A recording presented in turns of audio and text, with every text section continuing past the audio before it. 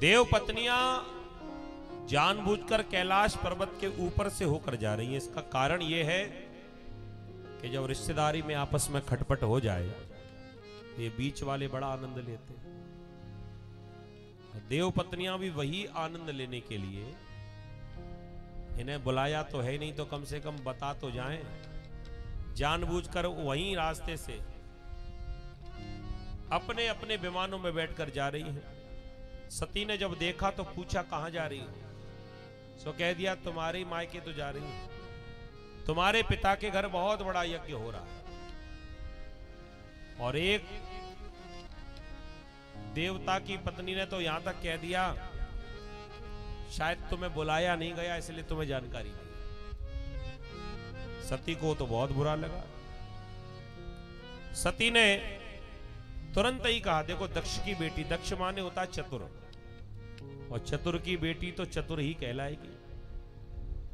जैसे ही कहा ना कि तुम्हें मालूम नहीं तुम्हारे पिता के घर में यज्ञ हो रहा है, तो सती को देर ना लगी बात बनाने में, कह दिया नहीं नहीं हमें सब पता है। तो फिर चलती क्यों नहीं हो? कह दिया अकेली कैसी जाए, जब तक भोलेनाथ की समाधि नहीं खुल जाएगी उन्हें संग लेकर जाऊंगी ना। तुम चलो पीछे पीछे, हम भी आ रहे। दौड़ी दौड़ी गई भोलेनाथ के पास और भोलेनाथ से जाकर कहा, महाराज आप समाधि लगाए बैठे रहना और आपको यही नहीं पता कि संसार में क्या क्या हो रहा है। भोलेनाथ को जाकर जगा दिया। भोलेनाथ जागे, क्या हुआ देवी? तो कह दिया प्रजापतेस्ते स्वसुरस्य सांप्रतम निर्यापितो यज्ञ महोत्सव किला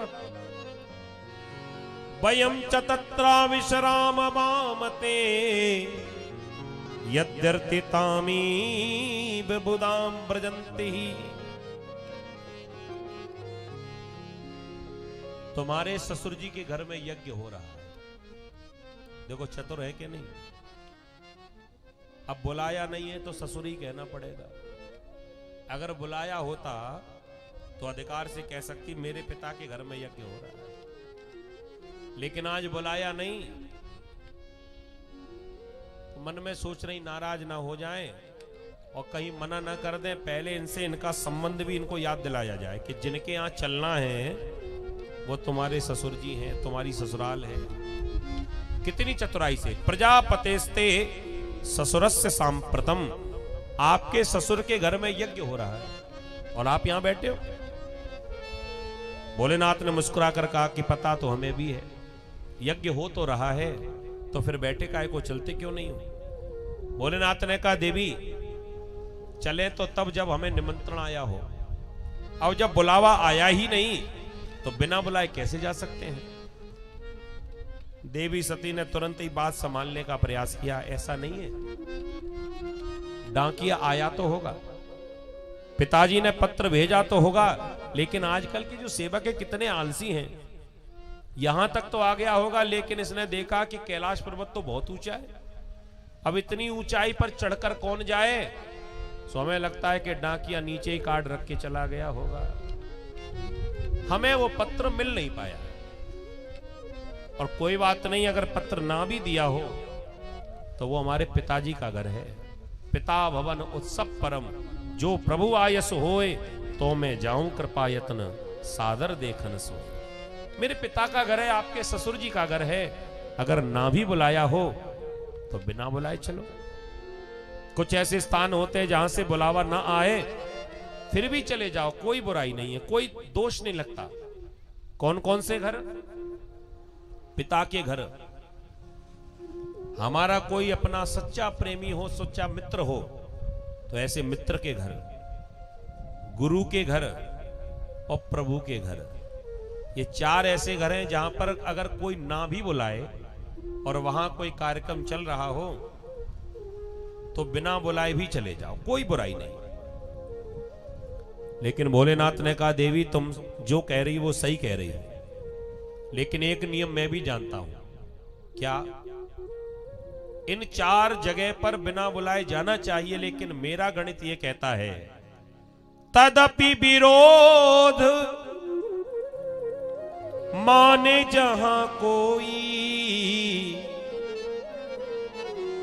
तहां गए कल्याण न होई।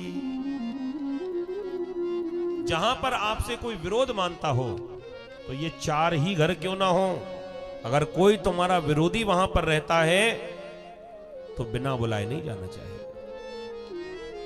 सती ने पूछा कि मेरे ही घर में आपका विरोधी कौन हो गया? भोलेनाथ ने कहा कोई और नहीं, आपके पूज्य पिताश्री। उन्होंने क्या किया? कह दिया कि सती तुम्हारे पिता ने चिट्ठी मखकी ना दई और भरी सभा में मोसो भली बुरी गारी दई। दुनिया भर की गालियां दे डाली। सती कहने लगी तो कोई बात नहीं, ससुराल में तो गालियां ही मिलती हैं, हो सकता है कि विवाह के समय में कुछ कम रह गई होंगी, सो पिताजी ने पूर्ति कर दी, क्या समस्या हो गई? अरे नहीं देवी, उनको ऐसे भरी सभा में नहीं कहना चाहिए। सती कहने लगी जरूर आपसे ही कोई गलती हो गई होगी, हमारे पिताजी बिना बात के आपको गाली नहीं दे सकते। बड़ा बुरा लगा। वाह देवी, पति की बात पर विश्वास नहीं, पिताजी पर इतना विश्वास है। और बेटी तो अपने पिता की बात कभी नीचे होने दे नहीं सकती। क्या कारण था? भोलेनाथ ने कह दिया कारण कोई बहुत बड़ा नहीं था, लेकिन फिर भी तुम जानना चाहती हो तो कारण इतना ही था कि अध्यक्ष बनकर सभा में आए थे, सबने खड़े होकर सम्मान किया, मैंने बैठे बैठे ही सम्मान कर लिया। मैं उनके आने पर खड़ा नहीं हुआ था, बस इतनी सी बात थी। सती कहने लगी लो कर लो बात, गलती खुद करते हो और दोष हमारे पिताजी को देते हो। जब सभी खड़े होकर राम राम कर रहे थे तो तुम भी खड़े हो जाते, क्या बिगड़ जाता? अब एक काम करो, बढ़िया मौका है, इतना बड़ा यज्ञ चल रहा है, सारे रिश्तेदार आए होंगे, तो अभी ज्यादा कुछ कह नहीं पाएंगे और हमें लगता है कि ये हमारी परीक्षा ही हो रही है। वो ये जानना चाह रहे होंगे कि देखो हम बुलाते हैं नहीं बुलाते हैं तो वो दोनों आते हैं कि नहीं आते, वो ये परखना चाहते होंगे। तो अपनत्व की भावना दिखानी पड़ेगी, थोड़ा हृदय बड़ा करना पड़ेगा और अपना समझकर सब भूलना पड़ेगा और हमें चलना पड़ेगा। भोलेनाथ ने कहा बिना बुलाए तो नहीं जाऊंगा। एक बार को निमंत्रण भेज दिया होता, झूठे ही कह दिया होता तो पुरानी बातें भूल जाता और फिर से शुरू कर देता, लेकिन नहीं बुलाया तो नहीं जाऊंगा। खूब समझाया। भोलेनाथ कहने लगे कि मैं फैसला कर चुका हूं, मैं वहां नहीं जाऊंगा। सती ने कहा तो ठीक है महाराज, आपकी इच्छा नहीं है, मैं तो ये चाह रही थी कि मेरी सारी बहनें आई होंगी, बहुत दिनों से उनसे भी मिलना नहीं हुआ, तो आप चलते तो आपसे भी मिलना हो जाता, लेकिन आपने फैसला कर ही लिया है, कसम खा ही ली है, तो आप बैठो, लेकिन मैं अपने मायके होकर आती। भोलेनाथ ने फिर सती को समझाया, देवी जिस घर में पति का सम्मान नहीं है उस घर में तुम जाकर क्या करो? कोई सम्मान नहीं करेगा तुम्हारा।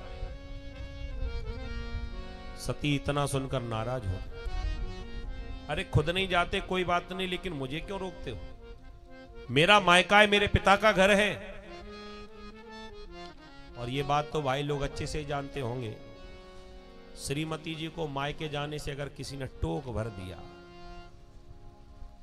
प्रेम से बोलो राधे राधे। यहां की बात नहीं कर रहे हम, तो कलकत्ता की बात कर रहे हैं। आप तो सब देवियां हो, तुम तो जाती नहीं होंगी कभी। देखो भैया,